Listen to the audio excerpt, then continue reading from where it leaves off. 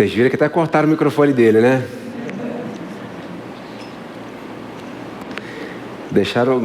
Deixaram melhor para o final, não é a regra, né? Foi uma exceção, né? Deixando claro isso. Eu sei que ele vai se vingar no final de mim, mas é uma alegria estar aqui com os irmãos. A gente está, como o Sábio já disse, encerrando a série. Falamos sobre tantas ações oriundas que pertencem ao fato de sermos igreja. E o último sermão da série vai falar sobre pertencer. Obrigado.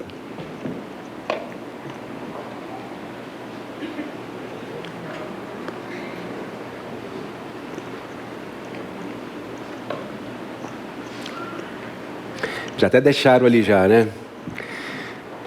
E por definição, pertencer significa, segundo o dicionário, é ser propriedade de, fazer parte de ou ser parte do domínio de. E isso faz total sentido para nós como igreja. Sermos propriedade, fazermos parte de um domínio. Quando pensamos em igreja, é exatamente assim que devemos nos sentir. Não faria sentido algum, meus irmãos, testemunhar, acolher, cuidar, servir e se reunir sem, antes de tudo, pertencermos. Eu acho que pertencermos é a base para que tudo isso mova o nosso coração e nos impulsione a irmos além. O texto que nós vamos usar hoje, ele se encontra lá no livro de Efésios. E hoje nós vamos fazer alguns exercícios. Embora não seja o objetivo nosso principal, falar sobre a carta, falar do objetivo da carta e tudo mais, nós vamos entender um pouquinho dessa cidade de Éfeso, do seu povo, do objetivo da carta e conhecermos um pouco mais sobre a igreja que se reunia ali na cidade de Éfeso. Éfeso era uma das maiores cidades da Ásia Menor, é hoje onde se localiza a Turquia ali, né? Provavelmente ela era considerada a segunda cidade em importância ali no Império Romano, perdendo apenas para a capital Roma, que era a detentora do império ali naquela época. Era um centro de adoração, uma deusa chamada Diana, e um rico centro comercial que era localizado ali onde tinha um amplo porto, onde tinha saída para vários lugares. Era uma cidade super importante. E com essas informações sabemos que era uma cidade, além de ser muito importante, uma cidade rica, uma cidade próspera, culturalmente relevante para os seus habitantes ali, e uma cidade totalmente idólatra. O templo da deusa Diana, lá para eles, era considerado uma das 7 maravilhas do mundo antigo, e a adoração a essa deusa era seguida com zelo pelos habitantes ali da cidade. A gente, depois, se vocês quiserem anotar, vocês podem observar isso lá em Atos 19, a partir do versículo 23, como se dava isso, como a cidade era idólatra, ela era agarrada a essas coisas. Mas, meus irmãos, o Evangelho, ele chegou a essa cidade.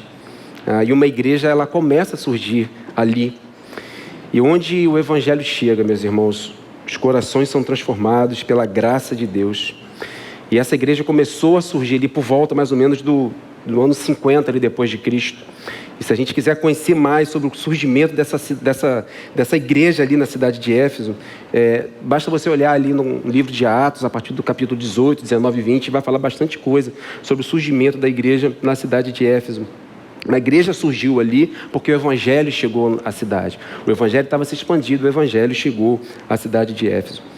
E quando Paulo estava preso, ele escreve essa carta aos que agora pertencem ao caminho. O povo de Deus, ele era conhecido aqueles do caminho. Para enfatizar para esses queridos irmãos o seguinte: agora vocês são propriedade, vocês fazem parte do domínio do reino de Deus. Pensando no conceito da palavra pertencer, agora vocês pertencem a um povo, e a esse povo nós chamamos de igreja. Paulo vai encorajar aqueles irmãos para que eles desfrutem dessa mudança de vida. Agora eles são a igreja de Cristo e que isso precisava se refletir na vida cotidiana daqueles irmãos. Meus irmãos, o Evangelho chegou àquela cidade. Isso mudou a vida daquela cidade. Nós vamos ver e o que Paulo está querendo dizer para esses irmãos. O que isso tem a ver com igreja e o que isso tem a ver com pertencer. E aí, você já abriu sua Bíblia? Atos 2. Efésios. Obrigado. Efésios 2, a partir do versículo 11. Todo mundo abriu?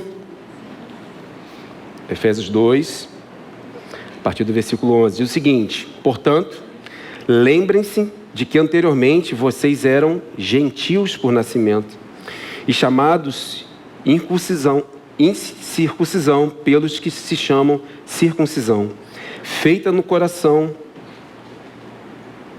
corpo por mãos humanas, e que naquela época vocês estavam sem Cristo, separados da comunidade de Israel, sendo estrangeiros quanto às alianças da promessa, sem esperança e sem Deus no mundo.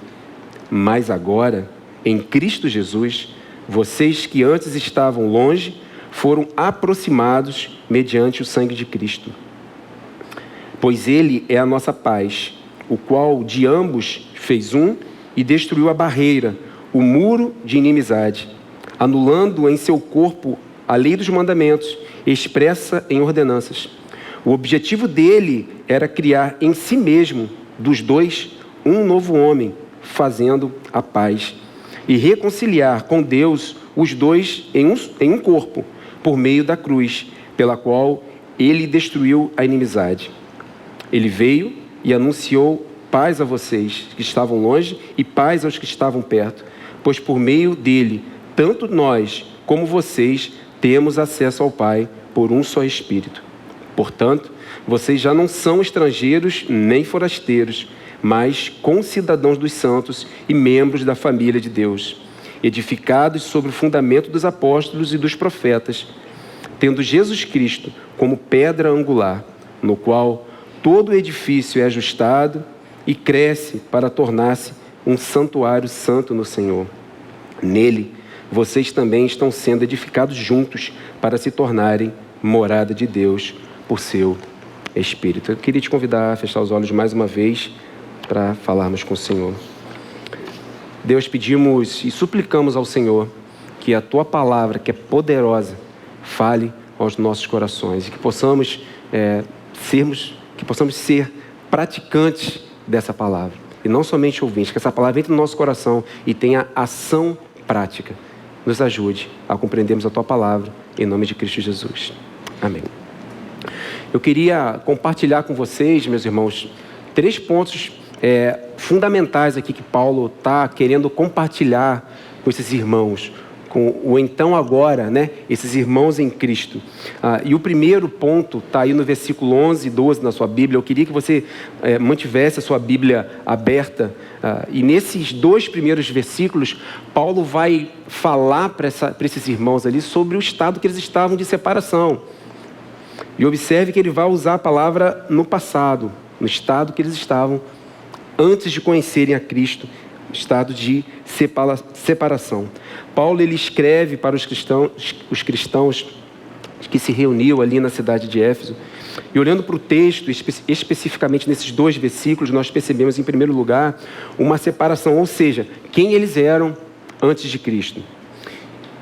Paulo vai começar esse texto falando, portanto.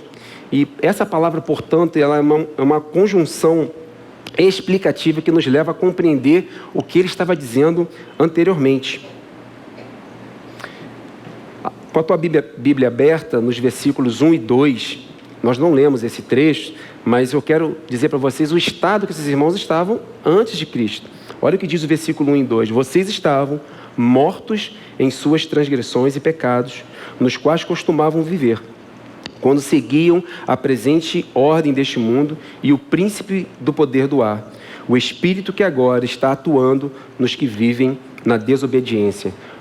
Portanto, ele quer explicar alguma coisa para aqueles irmãos. Olha, vocês estavam mortos antes.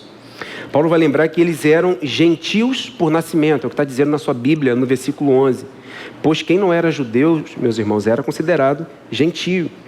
E vai lembrar do seu estado sem Cristo, no versículo 12, quando ele diz o seguinte: naquela época, vocês estavam sem Cristo, separados da comunidade de Israel.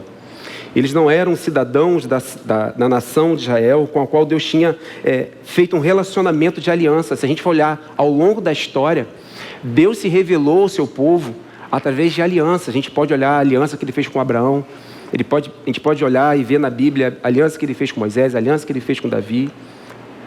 Então Deus se revelou a um povo que ele escolheu, um povo que ele separou e se revelou através da aliança. Um povo judeu tinha acesso a esse tipo de conhecimento.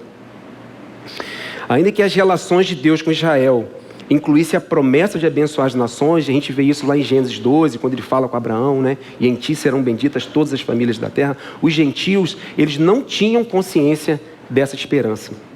Os gentios aos quais Paulo se dirige ali na cidade de Éfeso, eles eram particularmente maus antes de conhecer Cristo, porque não tinham acesso à revelação especial do Senhor dada a Israel, que mostra o plano de salvação. Israel, a nação que Deus escolheu para se revelar, eles tinham exatamente acesso ao que nós chamamos de uma revelação especial, através dos profetas, através da lei. Então essa nação tinha acesso a essa revelação especial. Todos os demais tinham acesso a uma revelação que nós chamamos de revelação geral, que é você olhar para a criação de Deus e perceber que existe um Deus, criador de todas as coisas. Então os judeus tinham acesso a essa revelação e os gentios não tinham. Se tivermos um olhar atento a todo esse capítulo, depois eu convido você a ler em casa, todo esse capítulo 2, o versículo 3, eu pedi para você acompanhar mais uma vez, ele vai dizer o seguinte: anteriormente, todos nós, e aqui Paulo ele vai colocar todo mundo no mesmo patamar. Veja bem, anteriormente todos nós também vivíamos entre eles, satisfazendo as vontades da nossa carne, seguindo os seus desejos e pensamentos. Como os outros, éramos por natureza merecedores da ira. Paulo diz, todos nós. Ou seja, todos, judeus e gentios, eram merecedores da ira. O apóstolo João, no seu livro ali no Evangelho, capítulo 1, de 11 a 13, ele vai dizer o seguinte, partindo do princípio que Paulo disse que todos nós éramos merecedores, ele coloca todos no mesmo patamar. Veio para que era seu. Quem eram os seus? O povo judeu. Mas os seus não o receberam. Contudo, aos que o receberam, aos que creram em seu nome, deu-lhes o direito de se tornarem filhos de Deus, os quais não nasceram por descendência natural, nem pela vontade da carne, nem pela vontade de algum homem, mas nasceram de Deus. Veio para o que era seu, mas os seus não o receberam. E olhando pelo aspecto dos judeus aqui, tradição familiar, título, observância à lei, ou mesmo para nós, nos dias de hoje, status, ser uma boa pessoa, frequentar os cultos, entregar o dízimo, não nos confere graça, não nos torna pertencentes ao corpo de Cristo. O que nos confere graça, o que nos torna pertencentes é única e exclusivamente o que Cristo fez por nós na cruz. Isso que Paulo está dizendo para aqueles irmãos, olha, antes vocês viviam assim, separados. E depois Paulo vai dizer assim, nós também que somos judeus, nós também éramos merecedores da ira. Essa situação, meus irmãos, de separação dos gentios, ali de Éfeso, quando ainda não tinham sido alcançados pela graça, é a mesma situação que hoje se encontra todo aquele que não tem Cristo como Senhor da sua vida. Então, em primeiro lugar, nos versículos 11 e 12, Paulo vai falar para aqueles irmãos sobre o estado que eles estavam, que eles viviam separados. A partir do versículo 13, Paulo vai mudar aqui o discurso. E ele vai falar sobre uma reconciliação que só é permitida através de Cristo. Olha, antes vocês estavam assim. Do versículo 13 ao versículo 18 desse texto que nós lemos, Paulo vai começar a falar sobre essa que nós chamamos aqui de virada de chave. Antes vocês eram assim, agora por causa de Cristo, pelo que Cristo fez, Ele está reconciliando vocês com o Pai. Ele começa o trecho que vai do versículo 13 ao 18, usando a expressão, mas agora em Cristo Jesus. E aí é como se Paulo fizesse uma virada de chave aqui agora. E se você olhar aí ainda na sua Bíblia, no versículo 4 desse mesmo texto, Paulo ele vai usar uma expressão todavia, versículo 4, mesmo texto de Efésios. Ou em outras versões vai usar assim, mais Deus. Essa expressão é utilizada para introduzir uma oposição ao que foi dito antes. com relação ao versículo 4, o que ele estava dizendo do versículo 1 até o versículo 3. Ele vai falar assim, vocês estavam assim, vocês nasceram separados. Aí no versículo 4 ele vai dizer, todavia, ou em algumas versões, mais Deus, e ele vai começar a explicar. A mesma coisa acontece agora no versículo 13, quando ele vai dizer assim, agora, mas agora, em Cristo, ele está justificando aquilo que ele escreveu nos versículos 11 e 12. E ele faz isso para introduzir uma oposição ao que ele tinha dito antes. Paulo tem uma virada de chave. É como se ele dissesse assim, olha, antes vocês eram assim, e agora vocês são desse jeito. Antes de Cristo vocês eram separados, mas agora em Cristo vocês estão sendo reconciliados com Deus. Se nesse primeiro ponto a gente abordou a separação que o povo de Éfeso vivia sem Cristo, agora nesse segundo ponto nós abordamos a reconciliação que acontece mediante ao que Cristo fez. Querido irmão, em Cristo não tem mais divisão, não tem mais judeus e gentios, não tem mais judeus e gregos. E eu queria fazer um exercício com vocês aqui. Nós estamos lendo Efésios. Depois de Efésios vem? Qual o próximo livro? Filipenses. Sabe, não vale não. Depois de Efésios vem Filipenses. Depois de Filipenses vem? Colossenses. Muito bem. Abre a sua Bíblia em Colossenses 3. A gente está dizendo aqui que agora em Cristo não existe mais separação, não existe mais judeus e gentios, não existe mais judeus e gregos. Cristo está reconciliando pessoas com Deus para fazer dessas pessoas um único povo. Colossenses 3, versículo 11. Abriram? É legal esse barulho de página, né? De folheando e tal. É bom para a gente exercitar, né, irmãos? No celular é facinho, né? Você bota lá Colossenses, pô, já foi. Mas eu sou velho, como diz sábio, né? Então eu gosto do papel. Ele vai se vingar de mim no final, eu tenho certeza. Colossenses 3,11 diz o seguinte: nessa nova vida, que nova vida é essa, meus irmãos? Se a gente voltar em Efésios, no versículo 13 que a gente leu, mas agora, em Cristo Jesus, esse que Paulo está falando agora para o povo de Colossos aqui. Nessa nova vida, já não há diferença entre grego e judeu, circunciso e incircunciso, bárbaro e cita, escravo e livre, mas Cristo é tudo e está em todos. Meus irmãos, Cristo reconciliou pessoas que viviam naquela cidade de Éfeso com Deus. E Cristo também nos reconciliou com Deus. Continuando o nosso exercício hoje, vá lá para Atos. Atos é o 5º livro do Novo Testamento, vem logo após os Evangelhos. Mateus, Marcos, Lucas e... Muito bem. Atos 2. Ainda falando sobre essa reconciliação. Atos 2, no versículo 38, no seu discurso ali em Pentecostes, Pedro vai falar para o povo se arrepender, para que pudessem ser batizados em nome de Jesus e terem em Cristo o perdão dos pecados, terem os seus pecados perdoados. E ele vai continuar no versículo 39 dizendo o seguinte: pois a promessa é para vocês, para os seus filhos e para todos os que estão longe. Quem são esses que estão longe, meus irmãos? O povo de Éfeso. Eu e você. A promessa é para vocês, para os seus filhos e para todos os que estão longe, para todos quantos o Senhor, o nosso Deus, chamar. Fomos reconciliados com Deus, meus irmãos, através do que Cristo fez. Passamos a pertencer a um único povo, a uma única família. Volta a sua Bíblia lá para Efésios. E tem que ter aquela habilidade, né, meus irmãos? A gente deixa, né, marcado aqui, eu já deixei de propósito, né? Mas deixar o dedo marcado aqui e começar a procurar aqui os outros textos, né? Vamos praticar isso. Voltando ali para o nosso texto, Paulo vai continuar no versículo 14. Eu queria que você acompanhasse o versículo que nós lemos. Versículo 14, Efésios 2, 14, diz o seguinte: pois ele é a nossa paz, o qual de ambos fez um e destruiu a barreira, o muro de inimizade.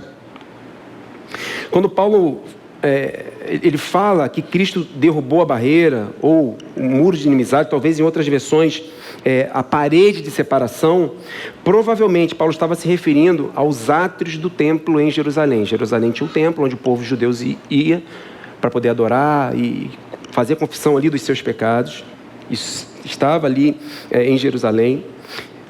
Então, provavelmente Paulo estava se referindo a isso. Uma parede separava os gentios dos judeus. Os gentios não podiam entrar.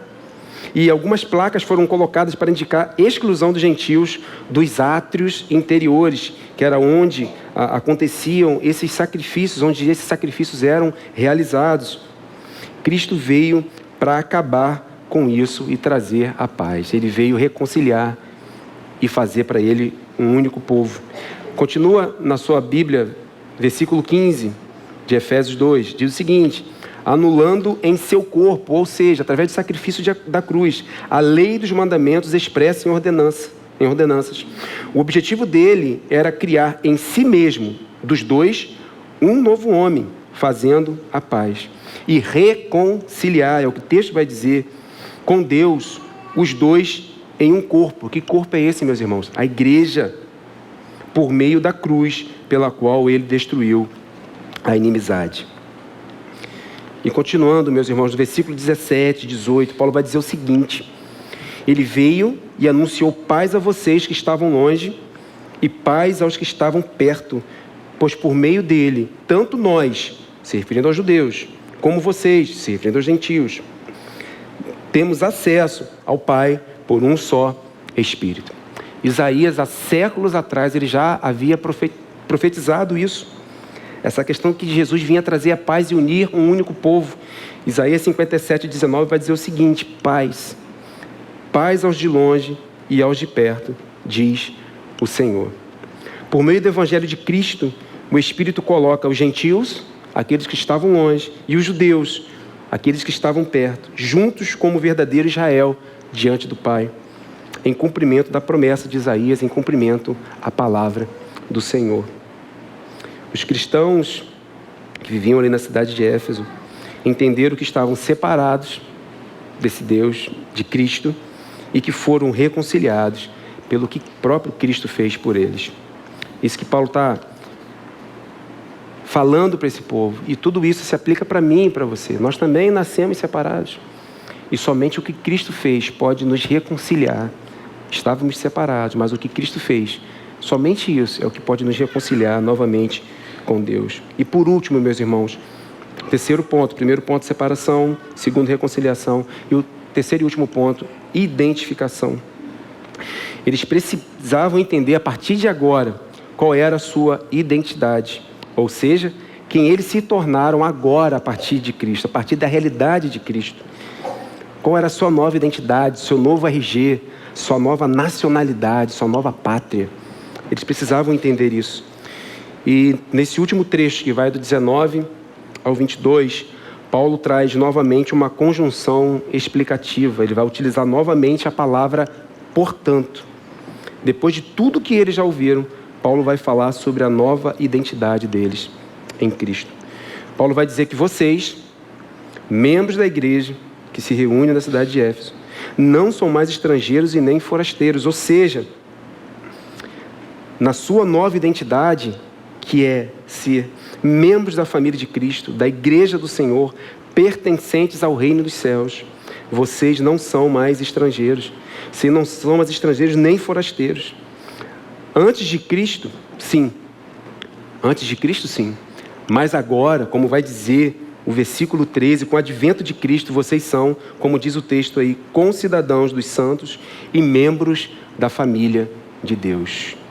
Meus irmãos, nós somos uma família, uma nova família. Tudo que fazemos, fazemos como família, fazemos como igreja de Cristo.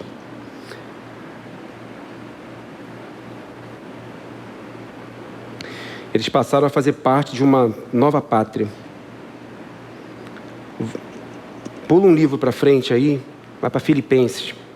Efésios, Filipenses, capítulo 3. Pensando agora que nós somos concidadãos de uma nova pátria, de uma nova família, pertencemos a um novo povo, que é o povo do Senhor. Filipenses 3, versículo 20. Abriram? Filipenses 3, 20. Presta atenção no que diz aí. A nossa cidadania, porém, está nos céus, de onde esperamos ansiosamente um Salvador, o Senhor Jesus Cristo.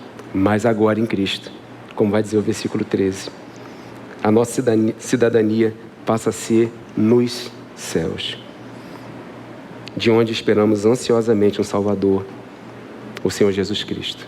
Essa é a nossa esperança. Aguardamos o Senhor ansiosamente. E isso é graça de Deus, meus irmãos, que também é derramada sobre nós. Não só aquele povo ali na cidade de Éfeso foi alcançado por essa graça quando o Evangelho chega ali, mas o Evangelho também nos alcançou, isso mudou a nossa vida. Também é derramado sobre nós. Porém, não depende de nós, mas única e exclusivamente de Deus. Tiago vai dizer, no seu livro, não vem de vós, mas é dom de Deus, graça de Deus. E ele continua falando sobre essa identificação, fazendo uma analogia com algo que está sendo construído. Ele vai falar para aquele povo ali sobre a sua nova identidade, sobre a sua nova identificação. Ele vai falar sobre uma analogia como um povo que está sendo edificado, sendo construído. Versículo 20 do texto que nós lemos, volta para Efésios. Versículo 20 vai dizer que edificados sobre o fundamento dos apóstolos e dos profetas. Provavelmente, meus irmãos, ele está querendo dizer aqui que é fundamental os ensinos deixados pelos profetas e pelos apóstolos. E, continuando o texto, tendo Jesus Cristo como pedra angular. Isso já foi dito aqui em outro momento, mas é importante esclarecer. A pedra angular era a pedra fundamental utilizada nas antigas construções. Ela era caracterizada por ser a primeira a ser assentada na esquina do edifício, formando um ângulo reto entre as duas paredes. A partir da pedra angular eram definidas as colocações das outras pedras, alinhando toda a construção. Mas toda a construção era a partir da pedra angular. E Cristo é comparado a essa pedra angular. Jesus Cristo é a nossa base, Jesus Cristo é o nosso fundamento. Versículo 13. Mas agora, em Cristo. Isso mudou a nossa vida, isso mudou a nossa história. Fazemos parte hoje de um único povo, o povo de Deus, comprado pelo precioso sangue de Cristo. E por último, meus irmãos, no versículo 22, Paulo usa uma frase fundamental e que está diretamente ligada ao tema da nossa série, que é ser igreja. Presta atenção no versículo 22. Nele quem? Cristo. Vocês também estão sendo edificados, o que, irmãos? Como é que está na versão de vocês aí? Vocês estão sendo edificados juntos. Não tem como testemunhar, acolher, cuidar, servir e reunir sem estarmos juntos, sem sermos igreja, sem pertencermos a essa família. Não dá para pertencer, meus irmãos, estando sozinho. Sábio falou bastante sobre isso semana passada, sobre a necessidade, sobre a oportunidade que temos de nos reunirmos. Isso só é verdadeiro se estamos juntos. Meus irmãos, ser igreja é estar junto. Ser igreja é caminhar junto. Ser igreja é crescer junto. E ser igreja é ser edificado junto.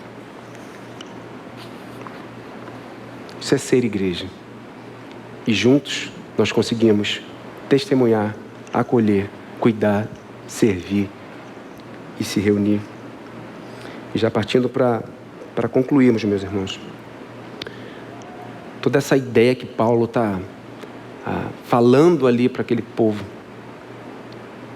que eles eram separados, que foram reconciliados com Deus, e a partir de agora eles têm uma nova identidade, eles passam a viver em novidade de vida, pelo que Cristo fez. Meus irmãos, aonde o Evangelho chega, vidas são transformadas.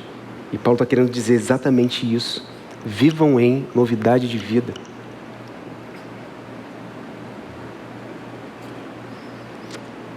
Era isso que Paulo estava querendo ensinar para aqueles irmãos na igreja que se reuniam ali na igreja de Éfeso. E é isso que o Senhor quer nos ensinar hoje.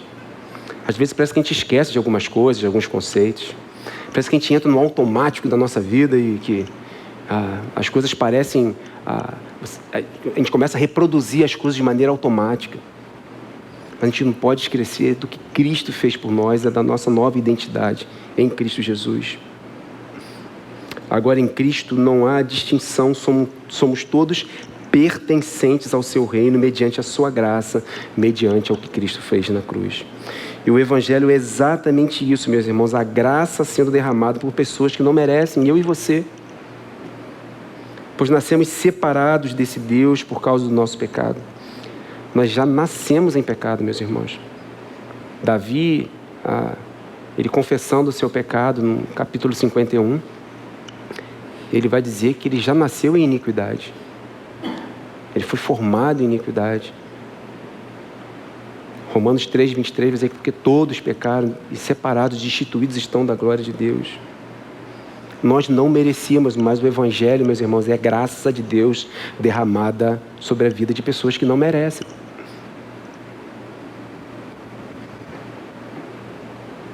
Da mesma forma que Paulo vai dizer que os crentes em Éfeso eram estrangeiros e forasteiros, essa condição também se aplica a nós, pois estávamos distantes e separados de Deus. Éramos também estrangeiros e forasteiros em relação a esse povo.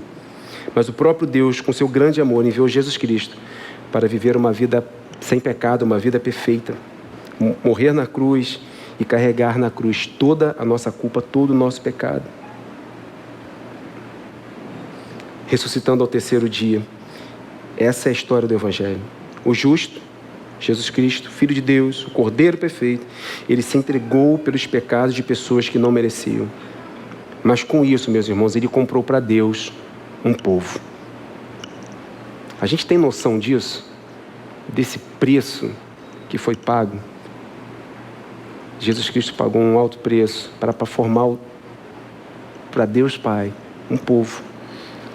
João, ele teve, na sua visão, que ele vai contar ali em Apocalipse, ele tem uma visão dos céus e falando especificamente de Cristo, ele disse o seguinte: e eles quem? Na visão dele, ele vai dizer que eram 4 seres viventes e os 24 anciãos. E eles cantavam um cântico novo, que dizia o seguinte: tu és digno de receber o livro e de abrir os seus selos, pois foste morto e com teu sangue compraste para Deus homens de toda tribo, língua, povo e nação. Sabe quando o texto disse, e aos que estavam longe? Esses somos nós. Essa mensagem chegou. Essa mensagem invadiu o nosso coração e mudou a nossa vida. A todo aquele que confessar Cristo como seu Senhor, todo aquele que reconhecer o sacrifício que Jesus fez e confessar Ele como Senhor da sua vida. Esse texto está em Apocalipse 5:9. Por isso, eu e você pertencemos ao Senhor e fazemos parte do reino dos céus. Vocês já ouviram a expressão do já, mas ainda não, né? Não sei se vocês já ouviram essa expressão. Quando Jesus Cristo veio, Ele veio instaurar o seu reino. Jesus já instaurou o seu reino, o reino de Deus já é realidade, ele já existe. Então ele já existe. Mas ainda não, nós ainda não o vivemos na sua plenitude, na sua totalidade. Isso vai acontecer quando o quê? Quando Jesus Cristo retornar. E a isso nós ansiamos com toda a força do nosso coração. Desejamos que Jesus volte para que o seu reino seja instaurado de maneira plena e completa, onde viveremos com o Pai eternamente. Era isso que Paulo está querendo dizer para essa galera que se reunia ali em Éfeso. E é isso que a palavra de Deus quer dizer para mim e para você. Nós somos um povo comprado por um alto preço. E a partir daí, vou lembrar daquela música, né? Certamente eu acho que se Roberto Carlos fosse vivo nessa época aqui, eles iam cantar aquele louvor que diz o seguinte: não, brincadeira, daqui para frente tudo vai ser, vocês conhecem, vamos cantar não, meus irmãos. Mas é verdade. A nossa vida mudou, meus irmãos, pelo que Cristo fez. Eu queria chamar a banda à frente agora de verdade. Não precisa cantar Roberto Carlos, não.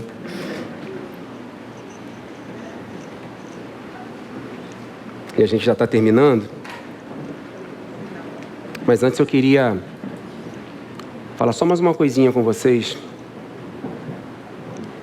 Todas as ações que nós vimos, todos os verbos que estão ali atrás, né, que a gente foi estudando domingo por domingo, né? De certo modo, meus irmãos, é uma ação nossa. Vocês concordam comigo? De certo modo, é uma ação nossa. É lógico que eu creio que é em resposta àquilo que Cristo fez por nós. Testemunhamos, acolhemos e por aí por diante.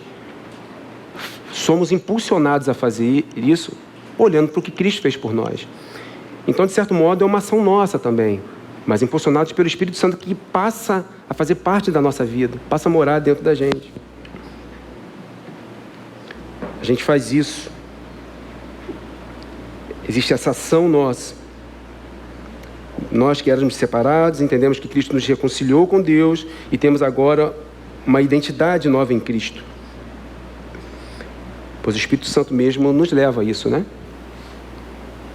Mas também tem uma ação nossa ali. Mas pertencer, meus irmãos, é o único verbo de toda a série que nós estudamos que não depende de nós, mas do Senhor.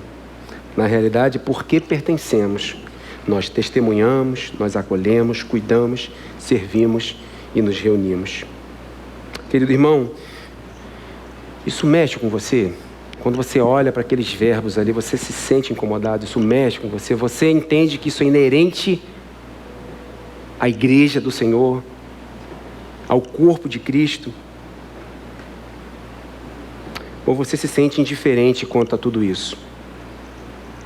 Acho bonito, mas não sinto vontade, não tenho desejo.